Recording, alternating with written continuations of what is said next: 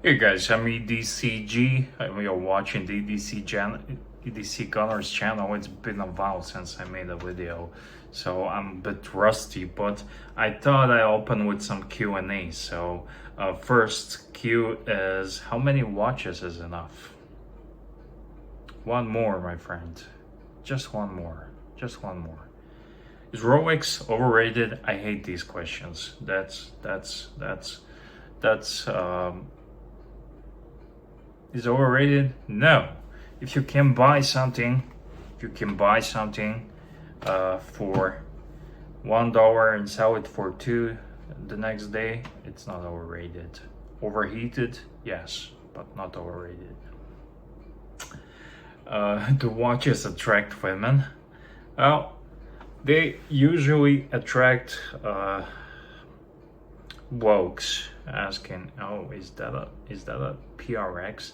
At least that's what I'm doing, or what reference is that? So it's good for gay population, definitely, because I'm always hitting on other men. Oh, is that a PRX? Oh, that color is wonderful. Can I touch it? Yeah. Uh, what's the best investment watch? The one you actually want to wear. We all want to buy investment watch. You want a watch that you buy today, wear it, and down the road it will become $300,000 watch. Well, I think the best investment watch is the watch that you buy and wear every day, and it gives you look at it and it puts smile on your face. That's a romantic part. Other than that, buy a Daytona's, buy APs. You know, if you have to ask, then it's not for you. Quartz versus automatic. Quartz is better. It's more accurate, and automatic it keeps better conversations with the blokes who are coming and asking you about your watch. Two friendly people.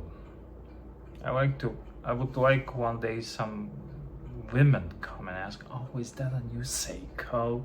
That would be awesome. Piss off, blokes. Why do you own so many watches? Well, having a hobby is a great thing. If you go to Shrink, they will charge you 200 an hour, and I spent 200 on a Seiko. I'm happy for at least couple of weeks. So it makes sense. Any hobby man can have is a good thing, because hobby is a good way to keep sane. What's the biggest mistake beginners make? Well, is buying too many watches. Do not buy impulsively. Do your research and always go above your pay grade. That's the reason. That's the way you won't go and buy too many micro brands.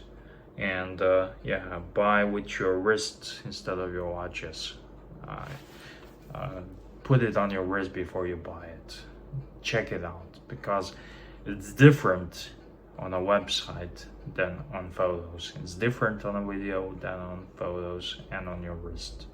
Sometimes you put it on your wrist and there is no connection, no magic. And sometimes you say, "Wow." It happened to me. I saw so many watches I thought I will hate, and then I put it on my wrist and I said, "Wow, this makes sense. This actually makes sense." Happened with many Breitling. What's the best everyday watch? Well, the one that's on your wrist, man. Something that's water resistant, shock resistant, and good enough, and looks nice enough. It could be a Seiko Diver, it could be a Submariner. But I feel that for everyday watch, you definitely need something that's a bit shock and water resistant, just for practicality reasons. Whenever I do the dishes, I tell my wife I did the dishes for you, and she says you didn't do it for me.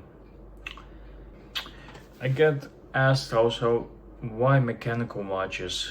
The quartz watches are more accurate, but yeah, yes, they are accurate. I did a Raymond Vale review recently. It's a perfect watch, but if everything's perfect, then it's boring. Perfection is boring. They say what's the worst than buying fake watches? It's pretending they are real. One of the fastest way to lose money on a watch is if you don't do your research, you don't know anything about watches, you go to a mall and you see a fashion watch, Emporio Armani, Gucci, and you buy it at full retail. That's like, you should do your homework. It's like, I get often asked on my other channel, what watch should I buy?